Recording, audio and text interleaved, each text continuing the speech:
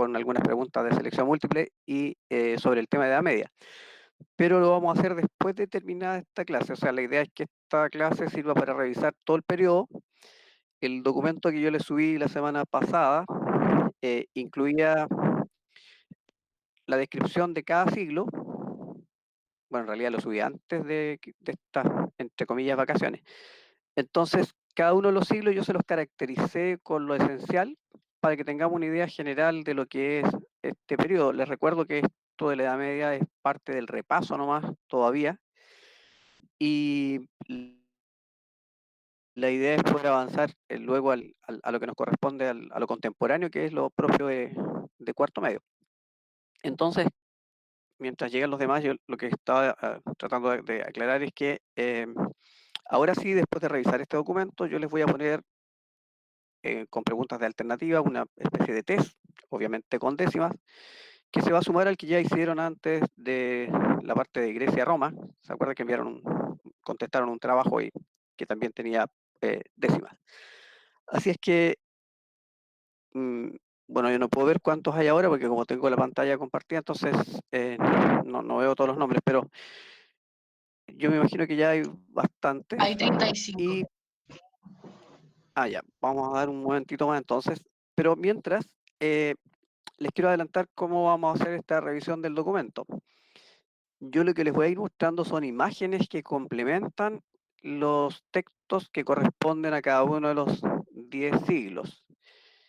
Y así entonces vamos a ver, por ejemplo, el inicio de este periodo con la caída de Roma y el reemplazo de lo romano por reinos que son con influencia germana. De ahí surge el reino franco, el imperio carolingio, que es el de Carlomagno. Luego de la muerte de Carlomagno se reparte ese imperio, nace Italia, Francia, Alemania, o sea, empieza a definirse Europa, como la conocemos hoy. Por eso es que tiene sentido lo que estamos viendo. O sea, por un lado es historia, claro, es pasado, pero explica la situación presente de la realidad europea.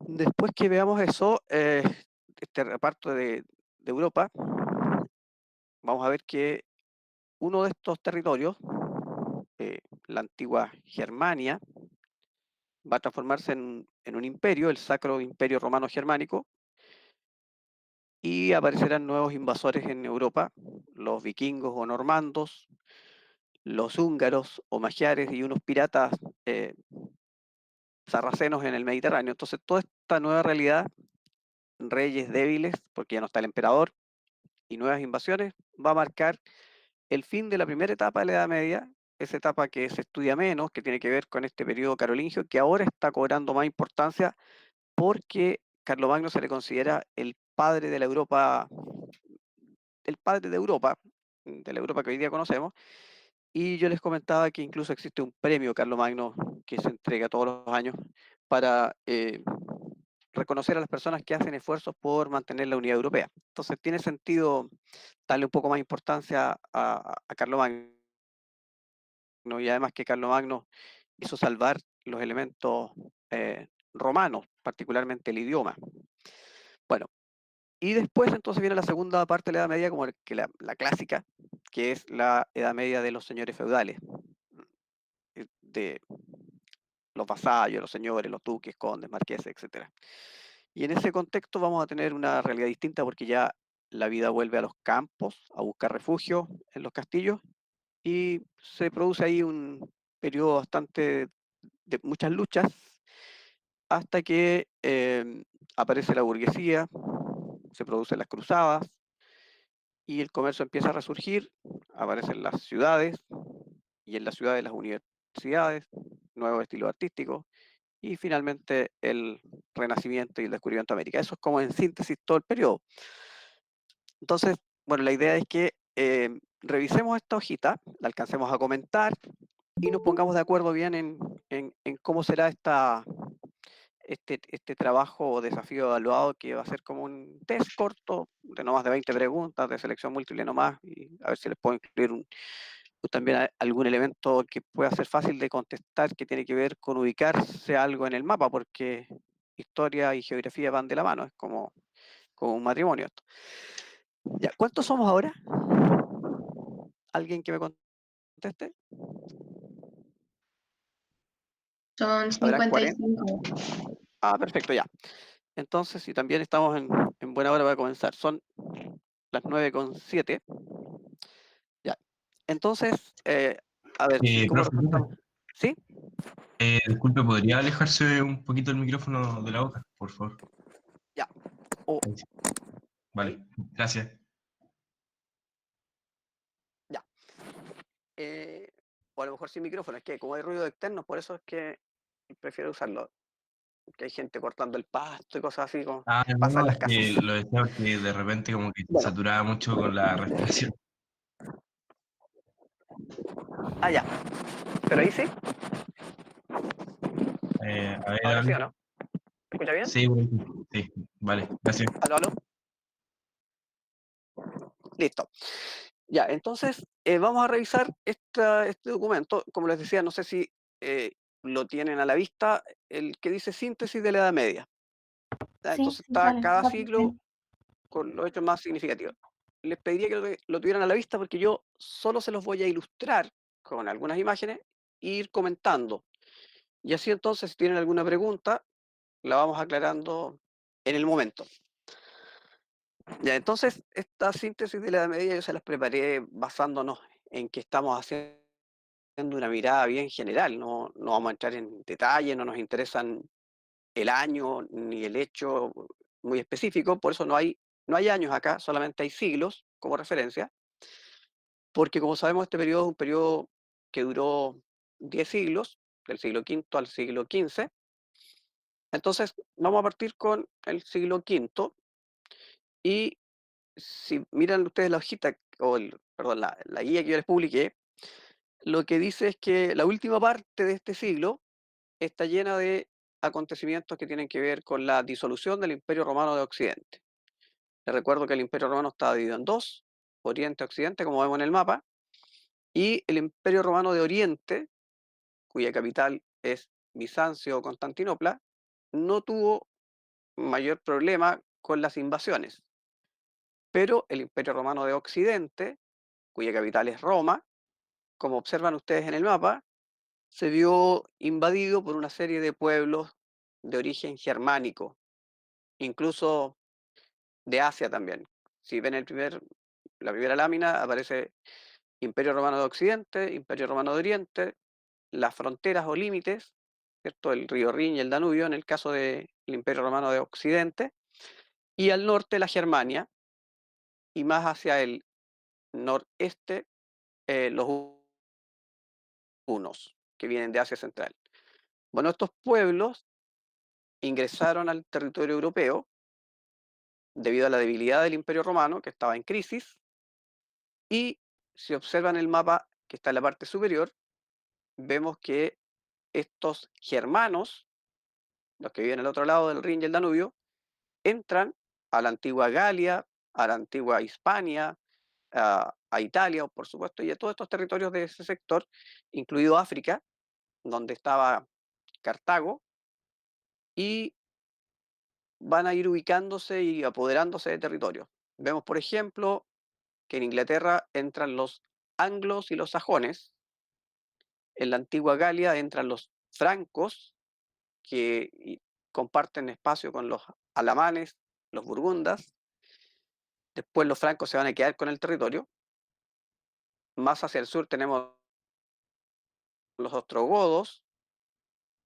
los visigodos, los suevos, los vándalos, y son varios más, pero estos son como los centrales, ¿cierto? O sea, digamos, acá tenemos eh, a los vándalos que están en España y norte de África, los ostrogodos en Italia, y en el caso de Francia o la antigua Galia, los francos que van a ir imponiéndose a los otros pueblos. La imagen inferior muestra la coronación de Clodoveo.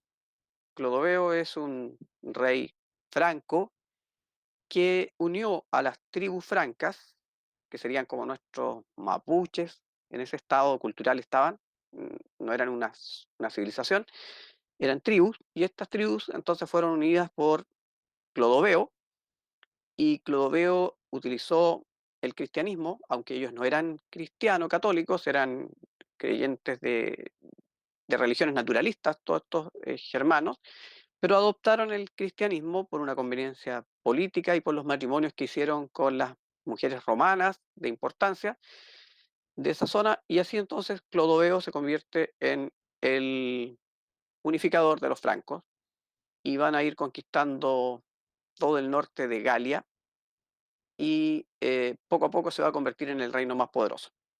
Por eso entonces en el siglo V aparece eso y le subrayé, los francos se convierten al cristianismo en el 496.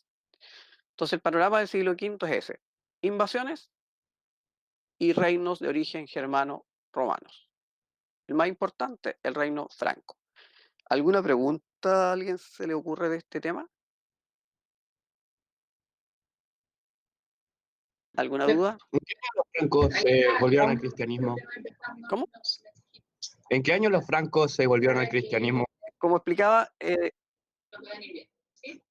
ah, a fines del siglo V se habla, hay una tradición, no se puede demostrar porque no hay tanta fecha en esta época, de que hubo una especie de revelación en, en Clodoveo, y que usó esa visión vinculada con la Iglesia Católica y con la Biblia para decidir en el año 496 eh, hacer que se bautizaran todos sus líderes militares y formalizaran su matrimonio con las mujeres de origen romano, digamos, que vivían en Galia. Así que en el 496 se lo marqué ahí en el texto que les escribí sobre esto, ocurre la conversión al cristianismo. Entonces, ¿de qué religión eran los pueblos que invadieron Roma? Tenían religiones naturalistas, tenían deidades eh, como los mapuches, dioses de la guerra, dioses de la naturaleza, y, y al entrar al territorio que antes era romano, influidos por las creencias religiosas que son transmitidas siempre por las mujeres, al formar estos matrimonios mixtos acá, el predominio femenino en la educación de los hijos llevó a que se fuera instalando este cristianismo, y los francos terminan adoptándolo, así como van a adoptar también el latín, aunque es como vamos a ver más adelante. Así que en resumen, el siglo V es la caída del Imperio Romano de Occidente y el surgimiento en ese mismo espacio de reinos.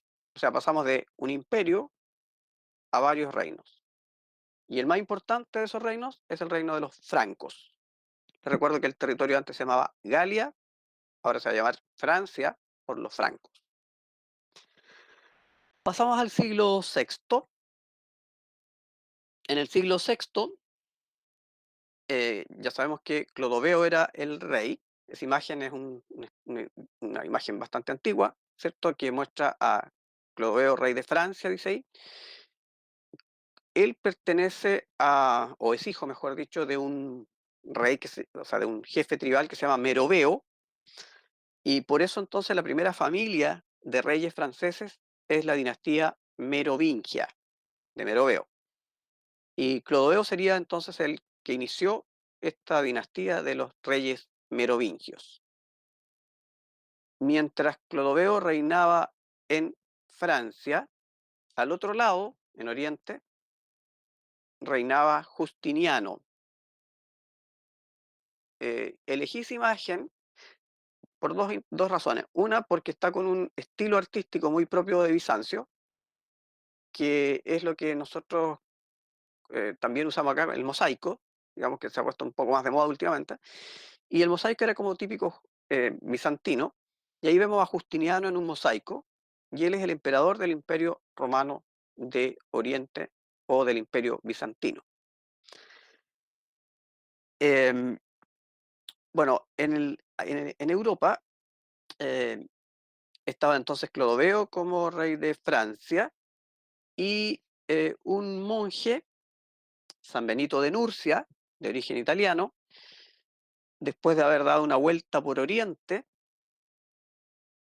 habría tenido un viaje que no sabemos exactamente qué territorios recorrió, pero al retorno de su visita hacia la zona del Oriente, vuelve con la idea de crear las órdenes monásticas, es decir, la idea de los monasterios, que probablemente es una idea que se copia, ¿cierto?, de la forma religiosa la tenemos en el budismo, la tenemos en otras religiones de Oriente. Entonces, lo más probable es que este monje en el siglo sexto haya copiado o haya visto que era un mecanismo de fortalecimiento de la fe crear estos monasterios. Ahora, es relevante esto porque no por un tema católico solamente, sino que por un tema más bien cultural. Al crear estas órdenes monásticas, se empieza a surgir en Europa estas construcciones que son los monasterios medievales, donde un grupo de hombres inicialmente, más tarde serán mujeres, se reúnen y viven en oración para complementar el trabajo de los que están luchando. O sea, esta expresión de unos luchan, otros rezan, otros trabajan. Y San Benito de Nursia entonces crea esta forma de vida religiosa en el año 529. Y eh, en el mapa, la idea del mapa es que vean cómo se produce la extensión de las lenguas romances, como los pueblos germanos hablaban distintas lenguas a los habitantes del Imperio Romano, que hablaban latín, de la mezcla fueron surgiendo las lenguas romances o lenguas derivadas del latín, que aparecen ahí en el mapa, entonces para ver cómo el francés, el castellano, el italiano, el rumano, el portugués, catalán y otros van a ser lenguas romances.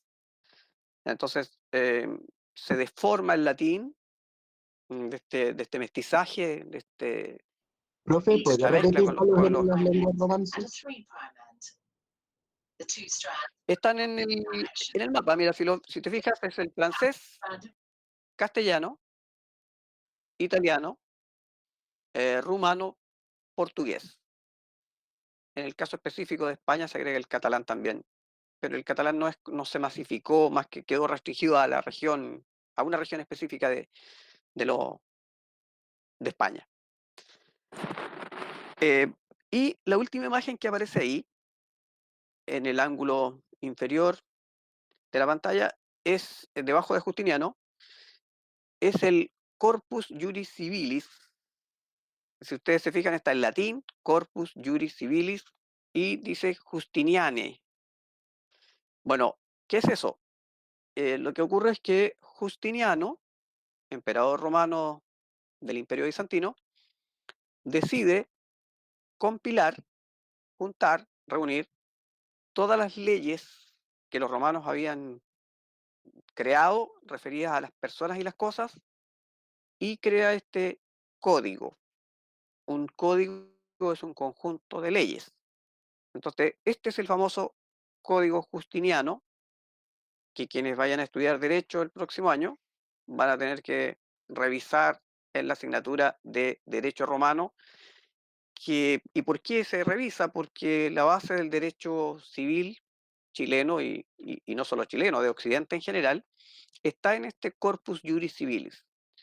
O sea, si vamos digamos, del presente hacia atrás, hoy día nosotros tenemos el Código Civil, que fue creado en el siglo XIX, con modificaciones en los últimos años, y este Código Civil fue redactado en Chile por un venezolano, que es don Andrés Bello, y a su vez Andrés Bello tomó elementos del Código Napoleónico, y Napoleón impulsó el reconocimiento del derecho romano y pidió a sus asesores en el área de la justicia, de la jurisprudencia, a sus abogados, que redactaran este código basándose en el derecho romano. O sea, en el fondo, el derecho romano, que está compilado en el Código Justiniano, es la base del derecho actual en lo que se refiere a materias de personas y cosas en Occidente. Y por eso es tan importante este texto y fue compilado en el siglo VI. Entonces ya lleva harto tiempo con vigencia, obviamente, con la modificación que corresponda a los tiempos. Ese es el siglo VI. Entonces tenemos elementos de religión, de política, de idioma y de leyes. Se entiende que mientras tanto los reinos germanos romanos siguen peleando por territorio y los francos van tomando cada vez más importancia durante el siglo VI y van a dominar a otros pueblos, por ejemplo, a los lombardos. Ese es el siglo VI. Pasamos al siglo VII y en el siglo VII eh, los reyes francos, los merovingios, ahí está una imagen de todos los reyes, no tiene relevancia ni los nombres ni nada, es solo para que entiendan que es una dinastía que como estuvo 2 siglos, tiene varios monarcas, y ellos son los reyes de esta Francia que va a ir surgiendo, eh, la dinastía merovingia, que en su última etapa se va a debilitar porque los reyes traspasan el trabajo, el manejo político a mayordomos de palacio. La imagen central ilustra un poco esa idea de los reyes holgazanes, y en realidad son los mayordomos de palacio, que serían como una especie de primer ministro, pero designado por el rey. ¿Ya? Entonces, estos mayordomos de palacio fueron cobrando más importancia que los reyes porque eran los que hacían la pega, eran los que la gente veía. Entonces, por eso en el siglo VII ponemos que se debilita la dinastía merovingia. Los últimos reyes no alcanzan a leer ahí, pero dice Childerico, 1, 2, 3, 4. Estos descendientes de Clodoveo ya no son estos luchadores, conquistadores, sino que se instalan en el trono y entregan la pega a los mayordomos de palacio. Las otras imágenes, las otras 3 imágenes que aparecen ahí, tienen que ver con el- la aparición en la escena de la historia de Europa de el culto islámico. La primera imagen superior, en el ángulo arriba, lo que vemos es a Mahoma, ¿cierto? Que recibe inspiración del arcángel Gabriel, eh, San Gabriel, San Rafael, ¿le suena eso? Bueno, y que cuando él viajó, después que fue expulsado, mm, a ver, estoy hablando de cuando nace esta religión que se llama Islam y que tiene que ver con Mahoma, cuando fue expulsado Mahoma y se dirigió a la Meca. En ese camino que demoró bastante tiempo, él habría recibido entonces en sueños esta inspiración de eh, unificar a los árabes que estaban dispersos en tribus y para ello no encontró nada mejor que mediante la religión. Y entonces por inspiración del arcángel Gabriel habría redactado entonces el Corán. ¿M? Ese Corán que les puse ahí abajo es una miniatura de la Edad Media que se encontró hace unos años atrás, como 20 años atrás, en la zona judía, y es uno de los manuscritos más antiguos del Corán. Y el Corán es, por así decirlo, la Biblia de los musulmanes. ¿Qué tiene de común el Corán con la Biblia católica? Bueno, lo más importante es la idea de un solo Dios. O sea, claramente los judíos, los cristianos católicos y los musulmanes son monoteístas. Y la imagen del ángulo inferior lo que muestra es la presencia de los sarracenos, que son eh, turcos que van a incursionar en la zona de Bizancio, van a hostigar esa área, y ellos son protagonistas de la caída de Bizancio, pero mucho más tarde, pero ya aparecen en el siglo VII. Entonces, en esencia, el siglo VII tiene que ver con que en Europa la dinastía merovingia se debilita aparece esta figura del mayordomo de palacio que va a ser relevante en el siglo siguiente, y aparece el Islam. Ahora, el Islam nació en Arabia, una península de Asia, pero se va a ir difundiendo por África y por Asia también. Nos interesa por África porque a través de África va a llegar a Europa. Y en el año 711 eh, van a ingresar los árabes a España por el estrecho de Gibraltar. Entonces, eso es el panorama del siglo VII. Entonces, la dinastía merovingia se debilita, aparece la figura de los reyes holgazanes, aparecen los mayordomos de palacio y aparece el Islam en Europa y los sarracenos. Pasamos al siglo. ¿Alguna pregunta ahí? ¿Alguna curiosidad sobre este siglo VII? Es que entonces esos mayordomos de palacio después van a ser como por decir, los siguientes reyes. Exactamente. Lo que va a pasar es que estos mayordomos de palacio van a participar en algunos hechos militares y van a destacarse y van a reclamar el poder, van a legitimar el poder. En el fondo van a dar una especie de golpe de Estado, pero presionando por fuera. Ya lo vamos a ver enseguida en el siglo VIII. Profe, ¿Sí? ¿los sarracenos eran turcos entonces o era alguna civilización aparte? Mira, no se conoce el origen exacto de este pueblo, se le asocia con la zona de Libia.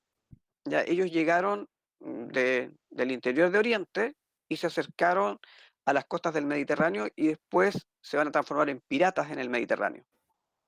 Son, podríamos decir, piratas turcos, no confundir con los árabes.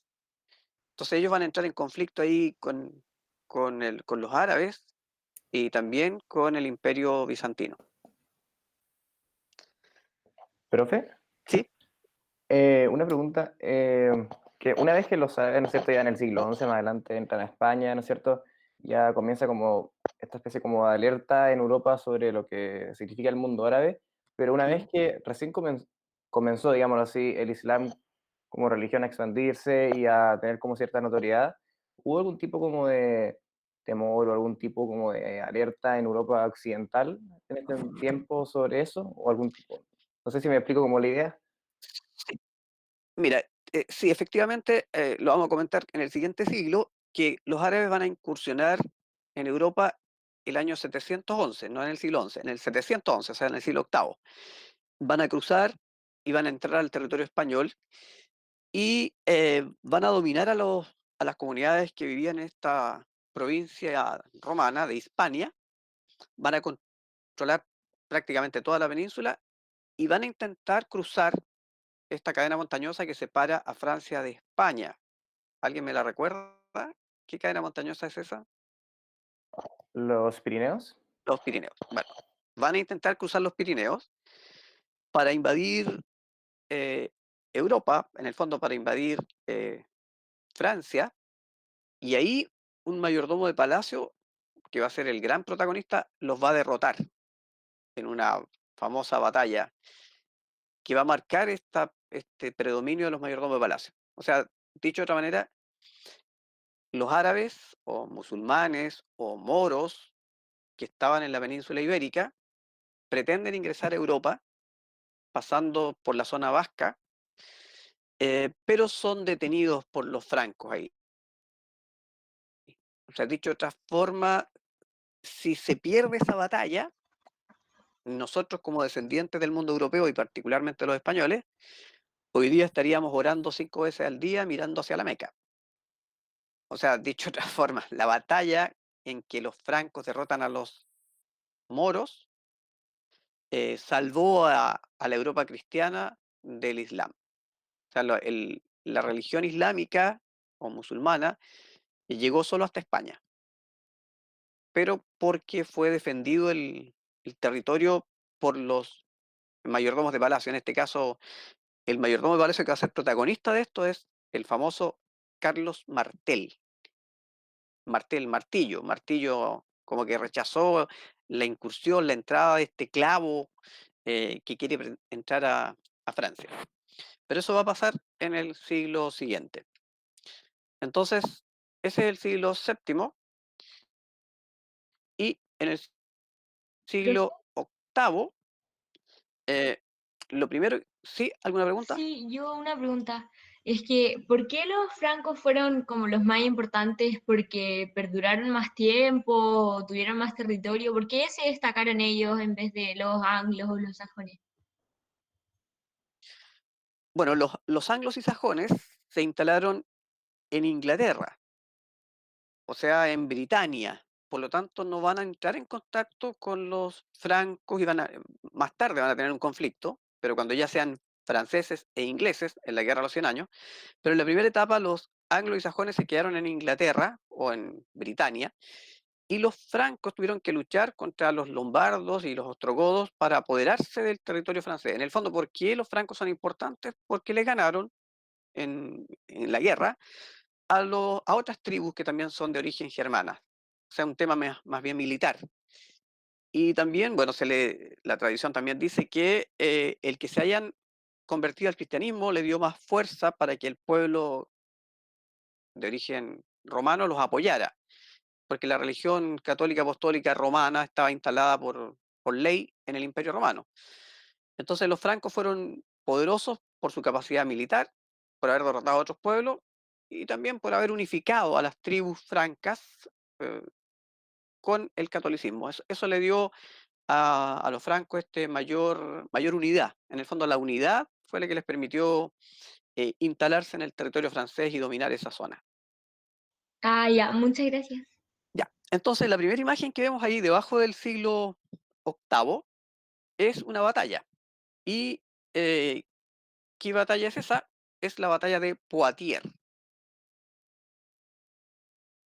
Poitiers es un lugar de la zona francesa, al otro lado de los Pirineos, y en el año 732 se produce esa batalla donde Carlos Martel derrota o rechaza a los francos y salva a la Europa cristiana de haber caído bajo el dominio islámico. Unos poquitos años antes, el 711, decíamos que eh, aparecen los musulmanes en España y los sarracenos también, que van a ser sarracenos y musulmanes van a estar siempre en conflicto. Bueno, Carlos Martel entonces derrota a los musulmanes o a los moros. La palabra moro significa no bautizado y se le da ese nombre entonces a todos los que no sean católicos. En este caso se está refiriendo sí a los árabes. Carlos Martel derrota a los árabes musulmanes en Poitiers, rechaza esta incursión y después Carlos Martel va a imponer a su hijo como mayordomo de palacio. Si ven ahí, no sé si pueden ver con detalle la imagen de la batalla. ¿Sí? Profe, ¿puede repetir lo último que dije, por favor? Que se me quedó Ya. pegado. Gracias. Digo que eh, Carlos Martel, después de haberse convertido en un héroe para los franceses, él no es un rey, es un mayordomo, va a conseguir que su hijo, Pepino o Pepín, como aparece ahí en la lámina, Pepino o Pipino o Pepino el Breve, porque era de baja estatura, él va a ser mayordomo de palacio también. Y este mayordomo de palacio va a conseguir quitarle la corona a los reyes holgazanes. Esta es una interesante historia que no le di mucha importancia en el texto porque para el caso que estamos analizando no es tan relevante, pero sí podría ayudarnos a comprender el cambio de dinastía, porque los reyes holgazanes son de la dinastía merovingia y Pipino el Breve va a ser el primer rey de la dinastía carolingia. O sea, ya no van a ser descendientes de Meroveo, los reyes de los francos, sino que en este caso va a ser un descendiente de Carlos Martel. O sea, Pepino o Pipino el Breve es hijo de Carlos Martel. Inicialmente es mayordomo de palacio, pero luego se va a convertir en rey de Francia. Ahora, ¿cómo lo hace? Negociando con el Papa. Si ustedes se fijan en la lámina que está al costado, hay una coronación. Bueno, ahí está el Papa coronando a Pipino el Breve como rey de Francia. Esto en el fondo significa que se le quita la corona a los reyes holgazanes y se inicia una nueva dinastía.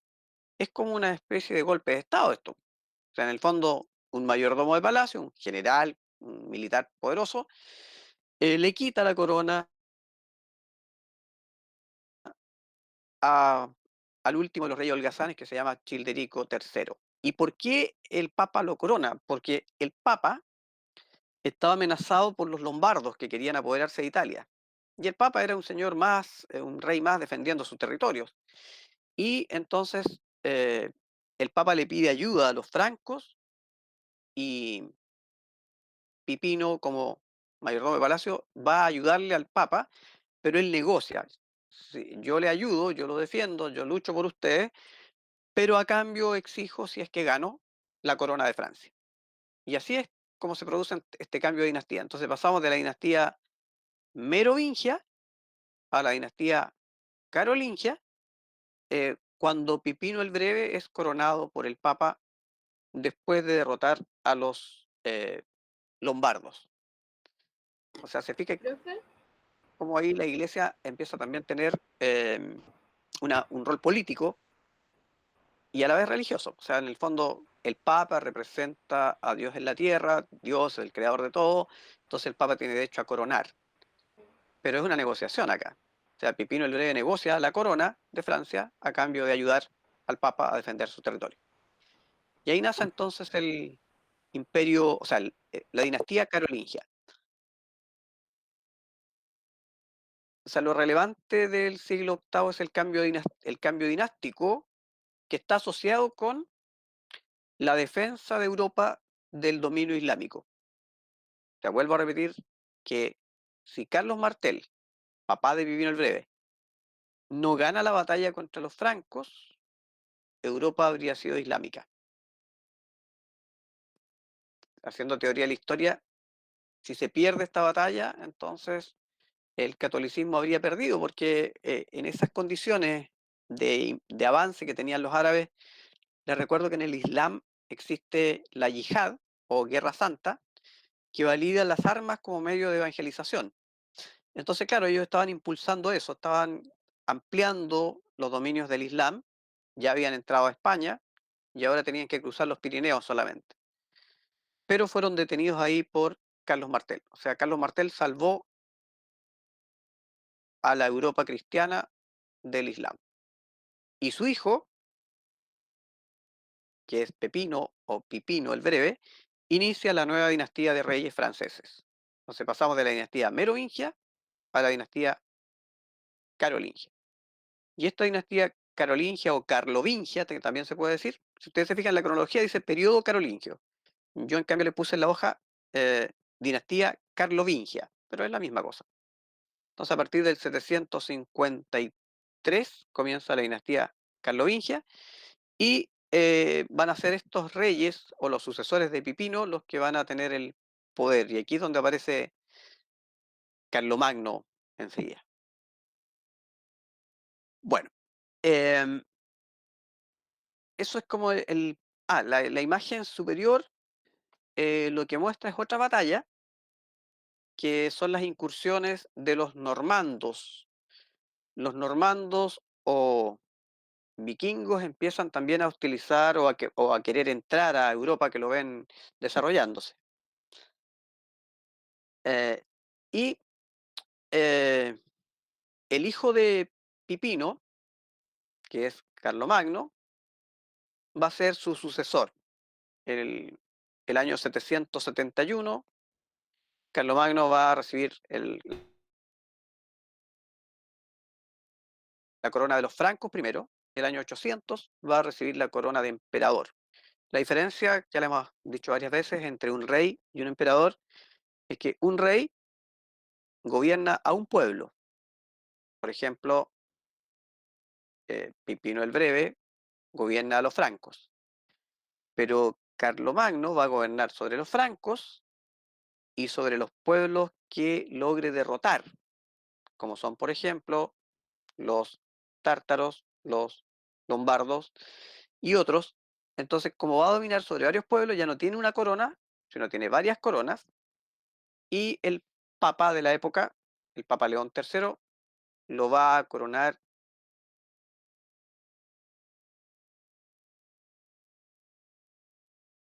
La coronación de Carlomagno también es una negociación política, porque otros pueblos van a hostilizar a Italia y nuevamente el Papa va a pedir ayuda a los francos. Y ahora el líder es Carlomagno. Y Carlomagno también va a negociar la corona de emperador. eh, a cambio, el Papa va a recibir o asegurarse territorios. O sea, dicho de otra forma, con la coronación de Carlomagno, el Papa se asegura territorios en el centro de Italia. Es lo que se conoce como los estados pontificios. Los estados pontificios eran 7 territorios, 7 zonas en torno a Roma. Hoy día queda solo uno. O sea, lo que hoy día es el Vaticano es uno de los 7 estados pontificios que había en la época de Carlomagno. O sea, todavía hay un estado pontificio. Y ese estado pontificio nació en el contexto de estas negociaciones entre la Iglesia y los francos. A ver, aquí los hechos más significativos, como digo, son la derrota de los árabes y la coronación de Carlomagno. Tío, ¿eso en qué año era la coronación de Carlomagno? ¿Alguna pregunta sobre el siglo? Eh, Fue el 25 de diciembre del año 800. Bueno, en la cronología creo que se ve, ¿no? Claro, dice coronación de Carlomagno y se sube por la línea 800 después de Cristo. Ya. Vamos al siguiente siglo. A una reflexión aquí en realidad. Carlomagno va a marcar. Dice, profe. ¿Sí? ¿Sí? Carlomagno es descendiente de Pipino el Breve, ¿o no? Correcto, sí. Carlos Ya, Martel es sí. el papá de Pipino el Breve y Pipino el Breve es el papá de Carlomagno. Por eso pertenece a la misma dinastía, carolingia o carlovingia. Son descendientes de Carolus Martelli, como dice ahí, el que derrotó a los árabes en Poitiers, Carlos Martel. Profe, Ya, pero ¿por sí, qué cambia la dinastía? ¿Porque él negocia con el porque, Papa para que lo haga rey? como lo expliqué, Carlos Martel va a lograr que su hijo Pipino sea mayordomo de palacio. Y luego el Papa le pide ayuda a los francos para defenderse de los lombardos, y este mayordomo de palacio va a ir a guerrear a favor del Papa. Pero antes de entrar en guerra, él va a pedirle al Papa que si él gana la guerra, quiere la corona de Francia. Y el Papa En el se la fondo, quita a la Pipino, anterior dinastía. claro, a la dinastía de los reyes holgazanes, claro, Ah, a Childerico III, que es el último de los reyes holgazanes, pierde la corona porque el Papa se comprometió a firmar un tratado con Pipino el Breve, que si lograba defenderlo de los lombardos, iba a ser coronado. O sea, que hay por eso decía, es como un golpe de Estado, es una traición. El hombre fuerte de Francia, el mayordomo de palacio, traiciona al rey que lo ha nombrado, negociando la corona por fuera con el Papa. Bueno, en el año 800 entonces Carlomagno es coronado emperador y hay que hacer un alto aquí para explicar la importancia que tiene Carlomagno. Carlomagno, Carlos el Grande, Carlos el Magnífico. Este Carlomagno sueña con reconstruir el Imperio Romano, sueña con recuperar el latín, sueña con dar una unidad a todo el territorio. Y para eso va a estar durante todo lo que dura su reinado, que en realidad como emperador son solo 14 años, toda su vida prácticamente luchando, peleando contra distintos pueblos para irlos sometiendo y crear un nuevo imperio. Pero su sueño es reconstruir el Imperio Romano de Occidente. Pero, Y en ese sueño entonces va a esforzarse durante toda su existencia. profe, ¿Sí? pero entonces el primer emperador del Imperio Carolingio sería Carlomagno. Sí, exacto, es el primer emperador. Y va a agrandar su imperio, y ahí tenemos como centro de la imagen el mapa del imperio de Carlomagno, que si se fijan es más allá que es parte de Francia, más parte de Alemania, parte de Italia. La idea de él es reconstruir este imperio romano y como tiene un pacto con el Papa, no puede ocupar Roma. Y por eso es que va a fundar una nueva capital, que es Aquisgrán, ahí arriba. Aquisgrán, que queda en la zona alemana, y aquí, en ese lugar, construye ese palacio que está ahí y construye esta iglesia que tiene en su mano. Esa es parte del palacio, la foto que está ahí. Esa foto corresponde a un hecho actual. Lo mismo que si se fijan está la Angela Merkel. ¿Con quién está Angela Merkel ahí? Con Emmanuel Macron. Me imagino, todos saben quién es Angela Merkel. Con Macron, ¿cierto? Angela Merkel es la jefe política de Alemania y Macron de Francia. ¿Y por qué están juntos? Porque esto me parece que fue el año pasado, el 11 de junio del año pasado. Si se fijan, detrás de Angela Merkel y Macron está la imagen de Carlomagno y están las estrellitas de la Unión Europea. Como yo les decía, Carlomagno, que se considera el padre de Europa, desde el año 49, 1949, que se entrega el premio Carlomagno a todas las personas que hacen esfuerzos por mantener la unidad europea.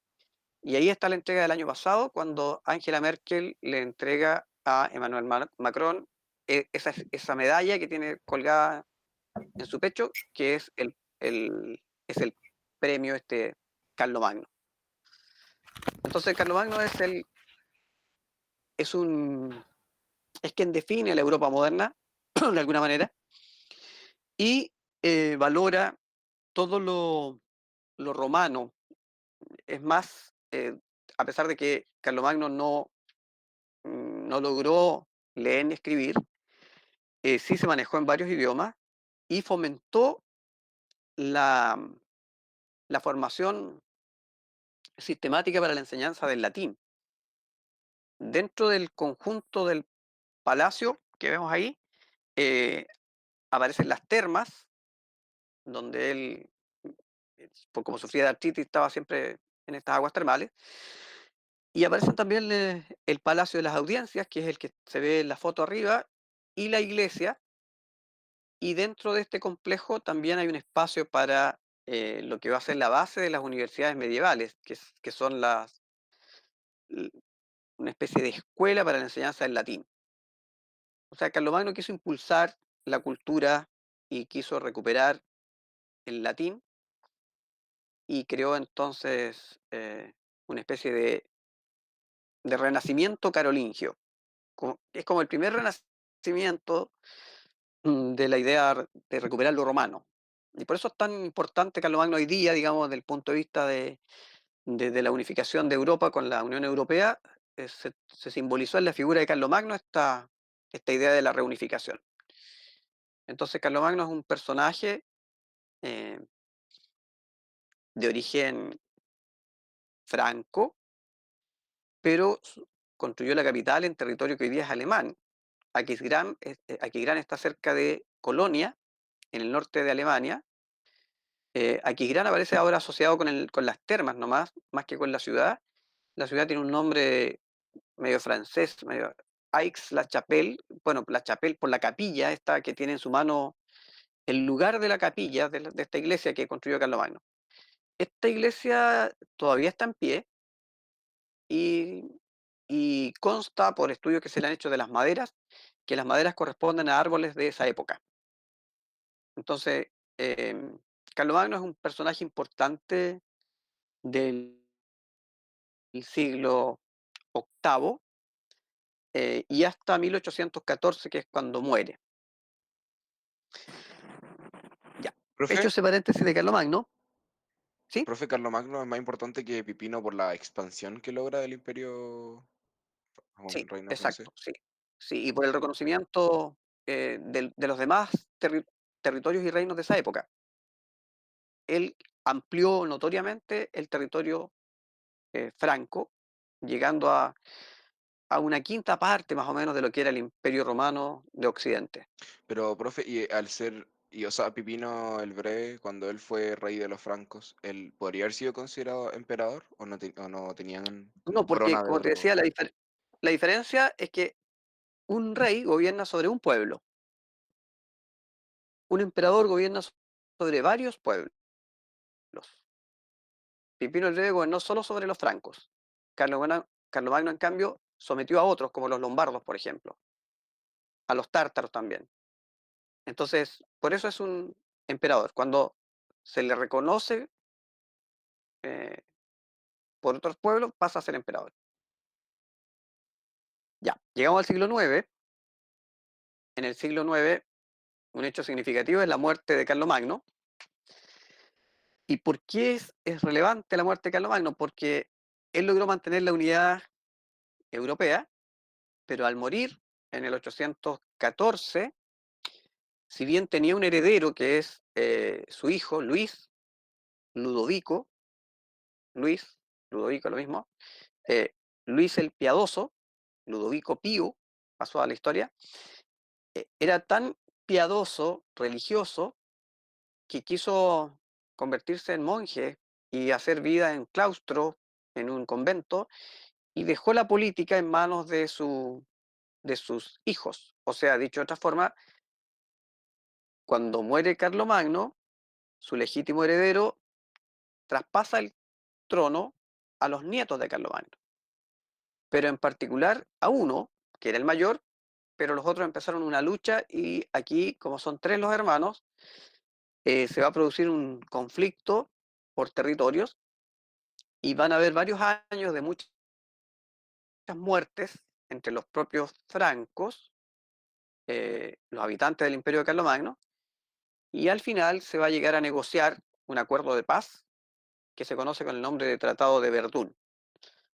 El Tratado de Verdún es del año 843, entonces saque la cuenta del 814 hasta el 843, un periodo largo de muchas muertes y luchas, y finalmente los hermanos llegan a firmar un acuerdo de repartirse el imperio. Y ahí entonces vemos el mapa dividido en tres zonas, una zona más roja, verde, amarilla. Entonces, la zona más rojiza es la zona más francesa, digamos, y esa quedó en manos de Carlos el Calvo, que es el que está en la imagen inferior ahí al medio. Él es Carlos el Calvo, nieto de Carlomagno. Después, el sector interior, que se conoce como Lotaringia y que abarca parte de Italia, en manos de Lotario, y este sector, que correspondría a lo que es Alemania, en manos de Luis el Germánico, o Luis el Alemán, como dice abajo, que gobernó del 840 al 876. Entonces, la muerte de Carlomagno significó también la muerte del imperio carolingio. Y al mismo tiempo que muere un imperio, podríamos decir que también es el acta de nacimiento de tres estados importantes que existen hasta el día de hoy en Europa. Nace con esto Francia, Alemania e Italia, aunque Italia no la que conocemos hoy día. Entonces, el reparto de Verdunes es el significado, es la división del imperio de Carlomagno y el surgimiento de estos tres estados europeos. Ahora, claramente, esto va a significar un debilitamiento de Europa, porque van a empezar, estos periodos largos de lucha siempre dejan débil a cualquier sociedad. Y el que va a ser más poderoso aquí es Luis el Germánico, porque después los otros territorios, digamos, la zona de Francia, Italia y otros territorios de Europa, van a ser víctimas de nuevas invasiones que van a dividir otra vez a Europa. Así que el Tratado de Verdún significa el reparto del imperio de Carlomagno y un debilitamiento de este sistema que Carlomagno había creado y que funcionaba bastante bien al estilo romano. Y por eso es que si sumamos el debilitamiento o la división, los conflictos, la guerra, con nuevas incursiones de pueblos extranjeros a Europa, me refiero, por ejemplo, a los normandos o vikingos, a los húngaros o magiares y a los sarracenos que van a utilizar por el Mediterráneo. O sea, estas nuevas invasiones que son propias del siglo IX y X van a debilitar claramente a esto lo que es la continuidad del imperio y va a surgir este nuevo orden que es el feudalismo. O sea, podríamos decir que empieza el fin de esta primera Edad Media y va a comenzar entonces un nuevo orden en Europa después de esto, que es el sistema feudal. Entonces, este es como la primera Edad Media, tiene que ver con este sueño de Carlomagno que termina destruido por los conflictos entre sus nietos y con las nuevas invasiones. Cuando digo nuevas invasiones, es porque las antiguas invasiones, que eran los germanos, destruyeron el imperio y estas nuevas invasiones van a terminar por dividir aún más a Europa y porque surge un nuevo orden que es el orden feudal. Entonces ahí cerramos como una primera Edad Media, la del sueño de Carlomagno. Y pasamos a una segunda Edad Media, que a partir del siglo X, donde va a empezar a ser protagonista de todo esto este nuevo orden que es el feudalismo. Entonces, si ustedes se fijan en el mapa o lo que les puse en la lámina, en el siglo X, en, en la zona que es Alemania hoy día, nace el Sacro Imperio Romano Germánico, que es el primer imperio de ese pueblo y de esa área, eh, y que por eso se habla del primer Reich. Les recuerdo que Hitler sueña con el tercer Reich, porque antes de Hitler, en el siglo XIX, hubo un segundo Reich, que es el imperio que logró ser construido ya en la edad contemporánea por Bismarck y, y Guillermo I, y Guillermo II. Entonces, ya aquí hay un primer imperio de origen alemán, que es el Sacro Imperio Romano Germánico. Y si se fijan con atención en el mapa, la Lotaringia ahora ya no aparece, porque claro, empezó a dividirse. Entonces, por eso es que cuando hablamos del siglo X dice, en Alemania la dinastía de los reyes y emperadores sajones empieza en el 918, el Sacro Imperio Romano Germánico lo establece Otón I, eh, los normandos o vikingos, les recuerdo que los normandos vikingos vienen del Mar del Norte, son eh, un pueblo de navegantes, marinos, bastante agresivos.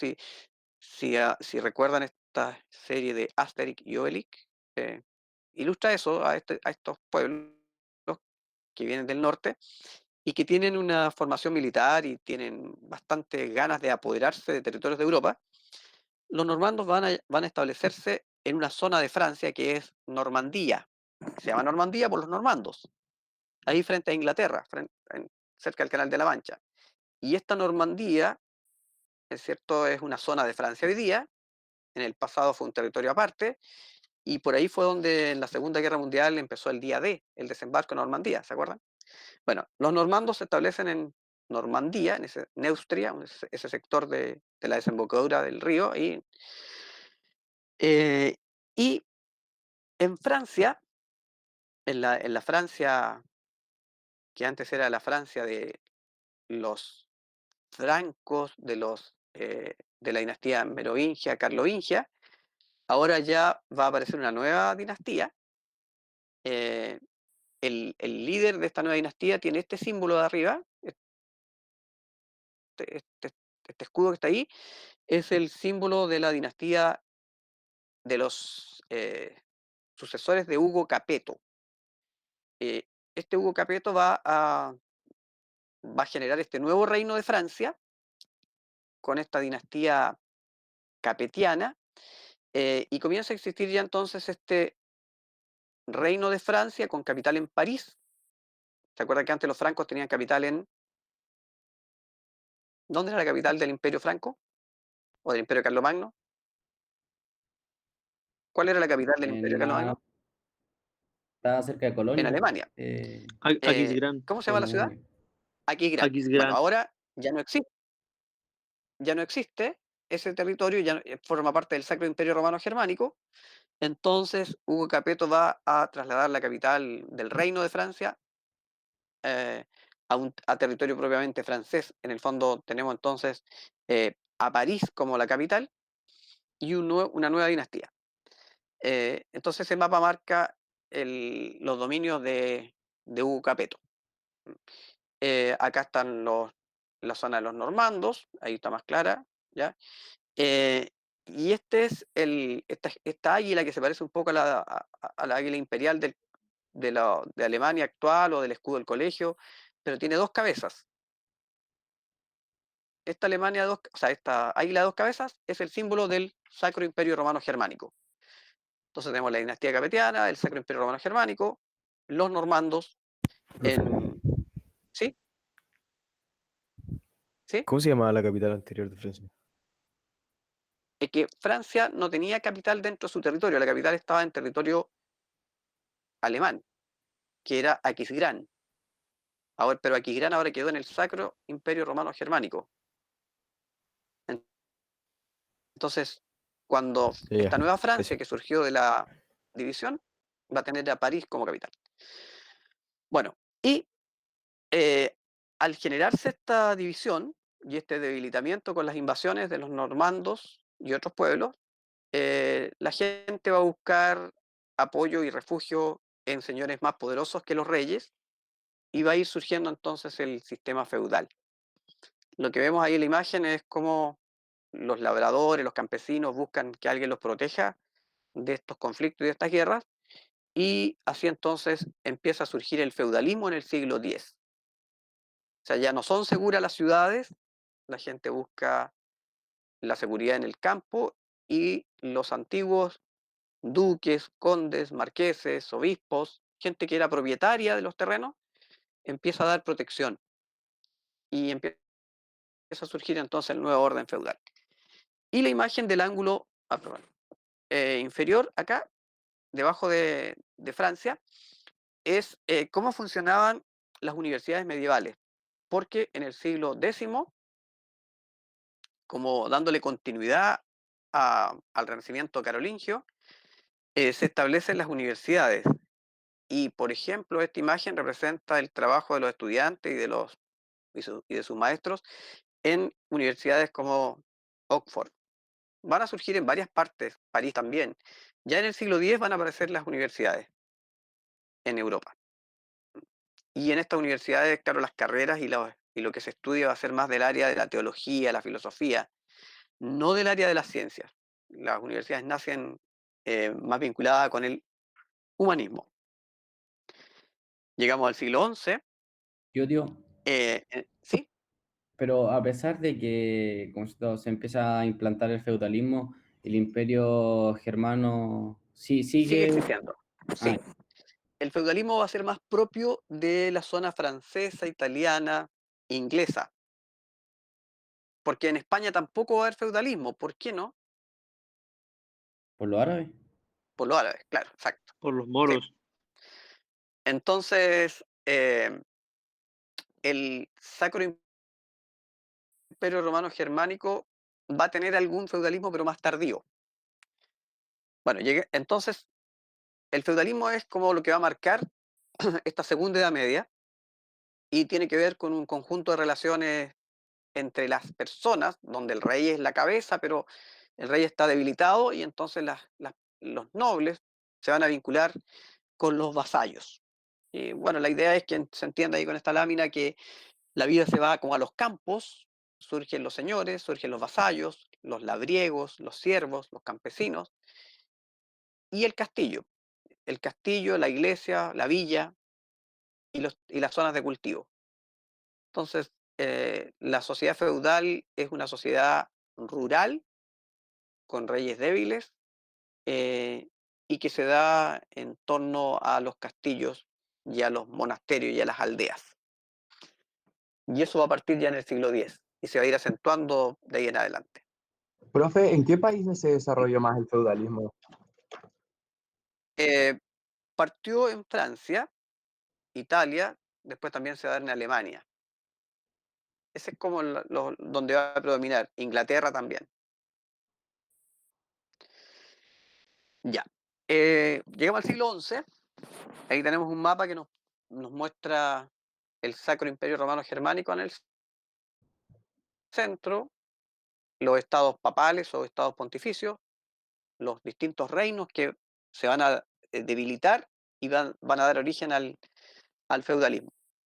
Y si observamos el caso de España, España en el siglo XI, los reyes españoles de la zona norte, si se fijan, Galicia, León, Castilla, empiezan a ganar territorio porque empiezan a luchar contra los moros y a recuperar territorio.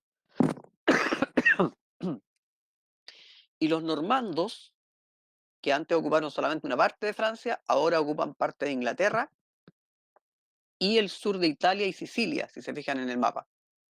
O sea, las hostilidades de los normandos, de los húngaros, de los sarracenos continuó.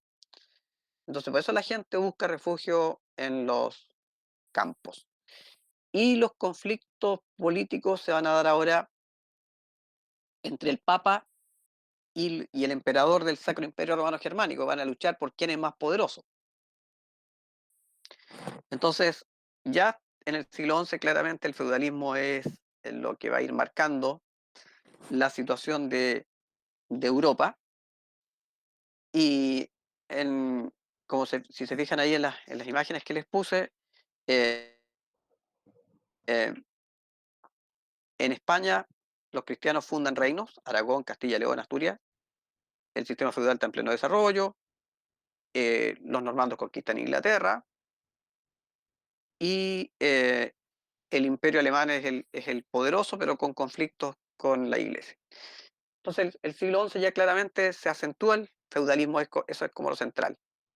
Profe, Y no olviden que... Profe, ¿sí? pero ¿cuál era el imperio alemán que estaba ¿Cómo? peleando con el Papa? El Sacro Imperio Romano Germánico acá. Los herederos de Luis el Germánico. Toda esta zona de lo que es hoy día Alemania. El emperador de Alemania era Enrique IV, que va a enfrentarse al Papa y finalmente va a tener que someterse al Papa porque el Papa va a ir cobrando importancia en términos de que es el que corona. Entonces, para no perder su corona, termina aceptando la autoridad del Papa en términos políticos. Pero es una tensión que hay entre el Papa y la política. Y ya aquí, a fines de este siglo, en el siglo XI, va a iniciarse esta mirada hacia la zona asiática, porque aparecen otro pueblo, que son los turcos, que van a atacar Tierra Santa, y los cristianos que peregrinaban a Tierra Santa quieren recuperar Tierra Santa, y aparece el llamado del Papa Urbano II a que hay que recuperar Tierra Santa. Y con eso entonces aparecen las cruzadas.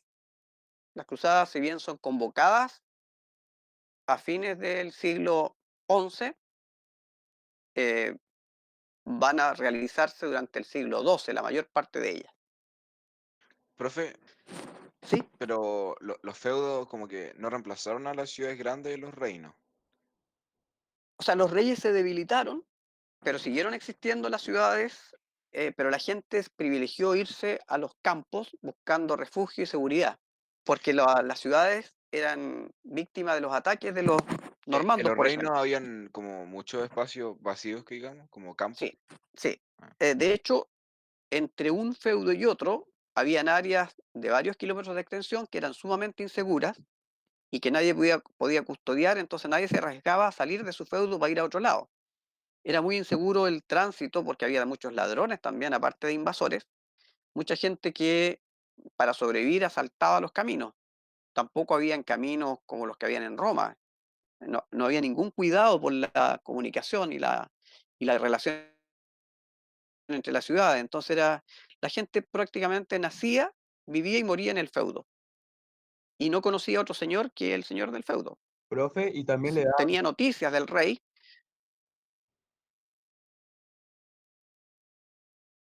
Perdón, no escuché. profe, pero también les daba ¿Sí? miedo por como los seres sobrenaturales que supuestamente vivían en el bosque. Ah, bueno, claro. Había mucha leyenda sobre los peligros. Pues, bueno, una manera de asegurarse al señor feudal de que nadie salga también. Se inventaban leyendas para que la gente se mantuviera como encerrada. Además que la ignorancia era muy grande. Prácticamente el 90% de la población europea era analfabeta.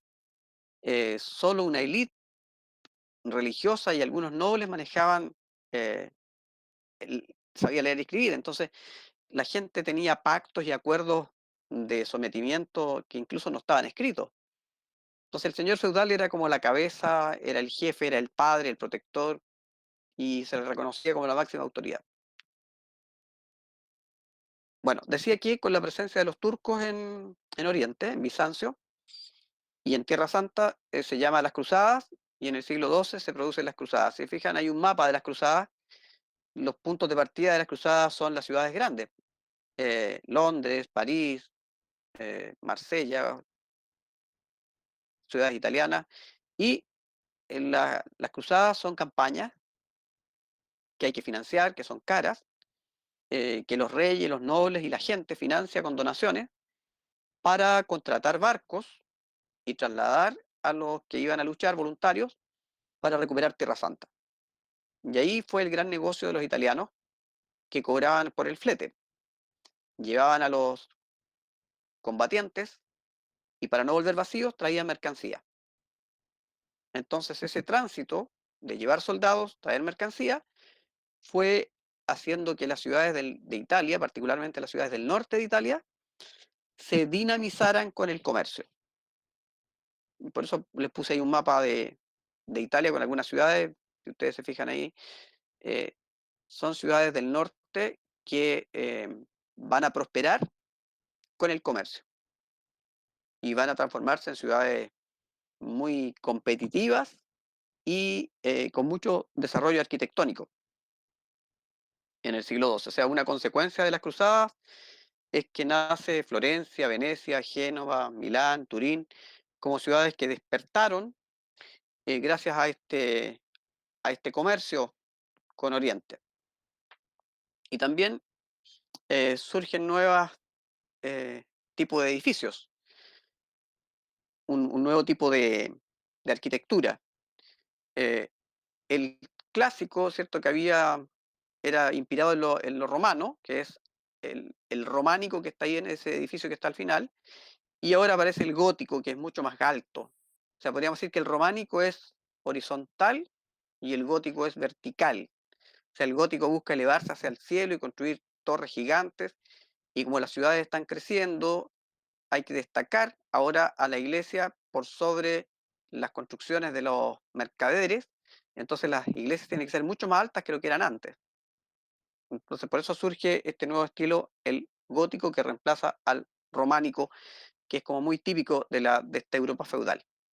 El gótico es el que ya incluye el vitró, las altas torres gigantes, todo de piedra, y que todavía permanece, y que a pesar de la Primera y Segunda Guerra Mundial, esos edificios no cayeron completamente y han sido reconstruidos, y hoy día son lugares más que de fe, de turismo, porque ustedes saben que Europa eh, no es muy religiosa, que digamos, hoy día.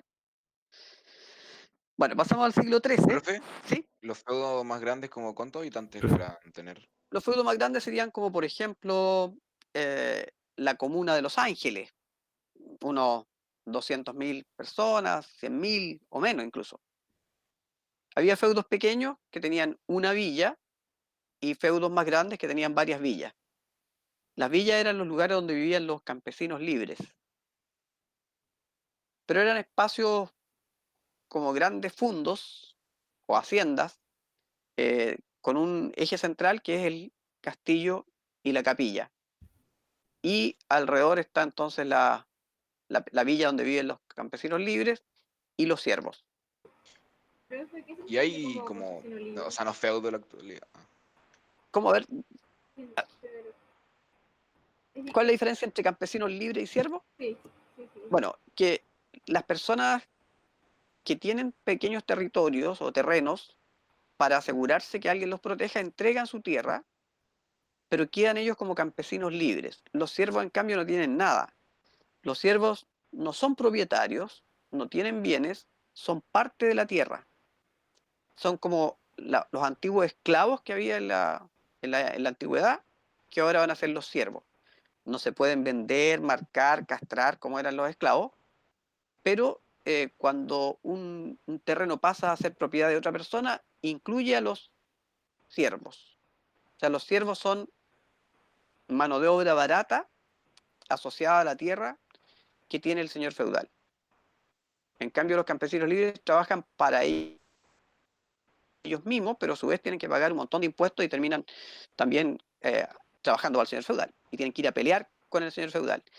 Los campesinos libres van como soldados a la guerra a defender al señor feudal. Los siervos no van a la guerra.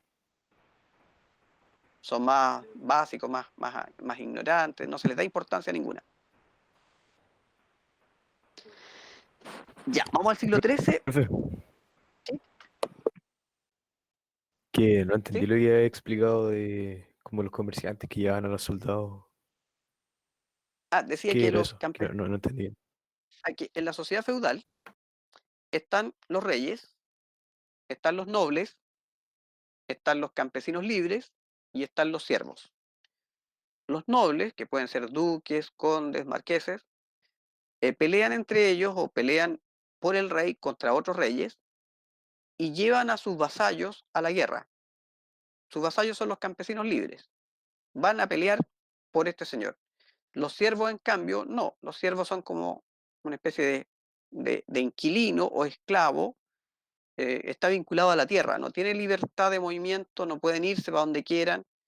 Eh, ellos pagan con trabajo su sustento en el feudo. O sea, en el fondo son la mano de obra barata del feudo.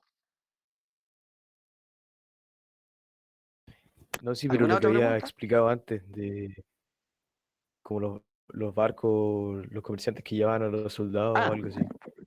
decía que con las cruzadas, los que hicieron el negocio fueron los italianos.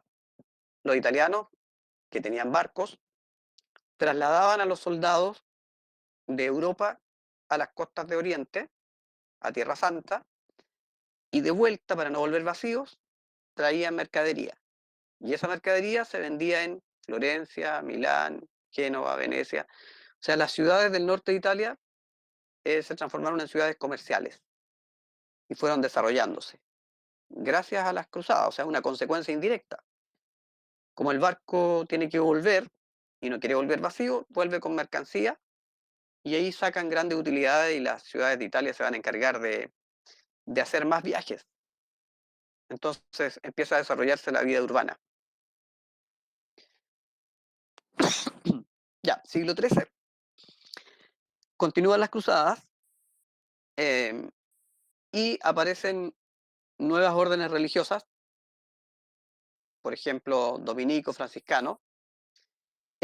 Aparece la Inquisición también, porque empiezan a surgir herejías o interpretaciones que para la época se consideraron erróneas. La brujería, todo lo que tuviera que ver con lo no religioso, lo que no estuviera en la Biblia, era condenado y perseguido, porque la única verdad era la de la Biblia. Porque si hay un elemento muy típico medieval, es la exagerada religiosidad y la idea de que Dios está castigando a la humanidad por lo que ocurrió en el mundo romano. Entonces hay que mantener la fe en esta comunidad de gente ignorante y analfabeta, Y por eso hay que hacer tantos cuadros y pinturas, hay que ilustrar, hay que hacer imágenes para que la gente entienda el Evangelio, que además no se explica en la lengua de cada pueblo, sino que se explica en latín. Y en el fondo la gente no habla latín. Entonces, surgieron interpretaciones que la Iglesia consideró erradas, y por eso surgió la Inquisición para mantener la línea de la Iglesia. Sobre todo la persecución de herejes y brujas. Herejes son los que ponen en duda las verdades de la fe, y las brujas son las que hacen algún tipo de práctica, incluso hasta las hierberas o personas que usaban ese tipo de elementos eran consideradas como enemigos de la Iglesia. Así que hubo mucho abuso ahí en el tema, porque había gente que acusaba a otro de hereje y como no había cómo demostrar lo contrario, terminaba la persona quemada o torturada. Bueno, mientras ocurría eso, las ciudades de Italia seguían desarrollándose, y no solo de Italia, sino también del Mar del Norte. Si se fijan, hay una lámina donde están los frailes, después abajo están los comerciantes de las ciudades, de los burgos, al medio está la imagen de una ceremonia de Inquisición, donde están torturando a las personas, las van a quemar. Arriba hay un banquero con su señora contando plata, que son italianos, y al costado dice ANSA. ¿Qué es una ANSA? Es una unión de ciudades que hacen contratos comerciales. En el fondo, así como las ciudades italianas tienen su propia organización, en la zona del Mar del Norte, las ciudades de Brujas, Flandes, Amberes, etcétera, se unen porque también comercian, pero, pero el tipo de comercio es distinto. Mientras los italianos comercian productos de lujo, seda, porcelana, productos de Oriente, en el Mar del Norte se comercia vino, lana, maderas, o sea, productos menos sofisticados, más baratos. Pero para proteger esa actividad comercial surgen estas asociaciones de comerciantes. Y así como se asocian los comerciantes, también se asocian los artesanos y aparecen los gremios. O sea, una ANSA es como una sociedad comercial y un gremio es una asociación de gente que se dedica a producir cosas. Em, lo otro que les puse ahí es un mapa ¿Sería como un sindicato actual o no? sí, como un gremio, como una asociación. Como hoy día es, por ejemplo, la asociación de bancos o la asociación de manufacturera o como es la sociedad de agricultura. Pero en este caso, el ANSA germánica o el ANSA del Mar del Norte son comerciantes de materia prima, y las asociaciones italianas son de productos de lujo. O sea, les va mejor a los de Italia que a los del otro lado, pero igual se desarrollan las ciudades. Bueno, decía que puse ese mapa de España para que vean cómo sigue aumentando los dominios católicos. Con amarillo hacen retroceder a los árabes. Los árabes van a estar en España mucho tiempo, desde el siglo VIII hasta el siglo XV. Bueno, y les puse la figura de un rey ahí para marcar la idea de que ya en el siglo XIII el poder de los reyes va haciéndose más importante, porque las ciudades necesitan, más que los feudos, las ciudades necesitan reyes para que le den a la ciudad estabilidad y orden. O sea, para que le vaya bien a los comerciantes, a los artesanos, a los banqueros, necesitan orden. Y el orden lo van a poner los reyes. Y por eso es que en Francia el poder de los reyes va a aumentar. Entonces los reyes que habían decaído ahora empiezan a resurgir o a tomar importancia de nuevo. Pero más que nada es porque protegen a la actividad comercial. Profe, ¿y estos banqueros comerciantes podría decirse que son la burguesía? ¿Son como la emergente burguesía? Claro, los artesanos, comerciantes y banqueros van a formar esta nueva clase social que surge con el desarrollo urbano, la burguesía. La palabra burgo, burguesía, viene de los muros de la ciudad. Las ciudades amuralladas son los burgos. Los que viven dentro de los muros son los burgueses. Y los burgueses están liberados del compromiso con los señores feudales. O sea, ellos trabajan y viven dentro de la ciudad y pagan impuestos en la ciudad. Y mucha gente de los campos, de los feudos, quieren huir a la ciudad porque ven que en la ciudad se respira más libertad.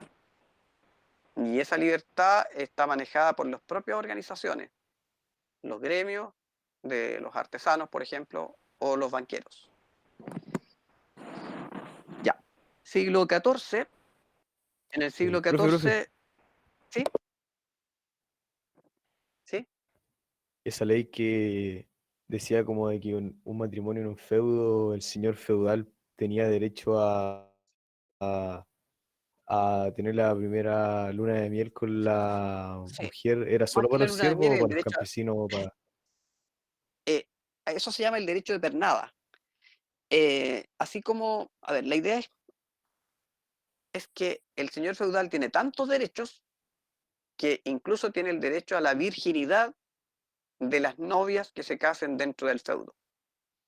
Ahora, esto se ha explotado mucho literariamente, pero se ha podido demostrar poco. O sea, lo más probable es que sea una especie de autorización que tiene que dar el señor feudal para los matrimonios. Y algunos señores feudales que abusaban de su poder, a lo mejor negociaban esa autorización a tener la virginidad de la novia. Está dentro de la codificación de cómo funcionaba el sistema feudal. O sea, el señor feudal podía ser un tipo muy desgraciado y poderoso que abusaba enormemente de todos sus vasallos y sus siervos, como también había otros señores que eran bastante distintos, como pasa en todas las situaciones, pero existió el derecho de pernada, que es el derecho a la virginidad. Eh, Está así como también con las cruzadas, está el tema del cinturón de castidad, como que las mujeres quedaban con llave o con un calzón de lata y candado, por decirlo así, mientras sus maridos iban a las cruzadas. Pero era una medida de protección para no tener hijos ilegítimos que fueran violadas y tuvieran, entonces muere el señor que anda en la guerra y la señora tiene un hijo que es de otro tipo y que termina heredando lo que tenía ese señor. Pero tampoco hay tanta evidencia porque incluso hasta en los museos de Europa tú no encuentras estos cinturones de castidad así como que están en todos lados. Hay muchas cosas de la Edad Media, pero los cinturones de castidad son muy pocos. Pero, pero pudo haber sido una práctica, sí, de todas maneras, porque hay documentos que dicen dónde queda la llave, o a veces el señor feudal o el noble que va a las campañas se lleva la llave de este cinturón de castidad. Y si fuera así, habría muerto muchas más mujeres por infecciones, producto de no poder, imagínate, orinar o la menstruación misma con un calzón de lata, las infecciones serían terribles, pues habría muerto mucha gente. O sea, es parte un poco de la leyenda o de lo que más se explota, porque tiene que ver con la sexualidad, esto de el cinturón de castidad y el derecho de pernada. Pero sí puede haber sido práctica medieval y muestra entonces el poder que tenían los señores feudales y las condiciones de inseguridad y guerra que había. Ya, ¿Pero era siglo para todos XIV. los que estaban en el feudo o Bueno, solo para los en el siervos? siglo XIV se produce esta guerra de los 100 años, que es un conflicto entre Francia e Inglaterra, que no voy a detenerme mucho ahí, solamente voy a decir que como el gran personaje de la guerra de los 100 años tiene que ver con Juana de Arco. O sea, por primera vez aparece una mujer liderando a los hombres en campañas militares cuando los franceses ya estaban rindiéndose. Aparece esta mujer que los anima y los entusiasma y que al principio fue perseguida como bruja por vestirse de hombre y todo eso, y después se convierte en santa porque salvó a Francia o entusiasmó a los franceses a pelear contra los ingleses. De esa época vienen las rivalidades y las tensiones entre Francia y Inglaterra.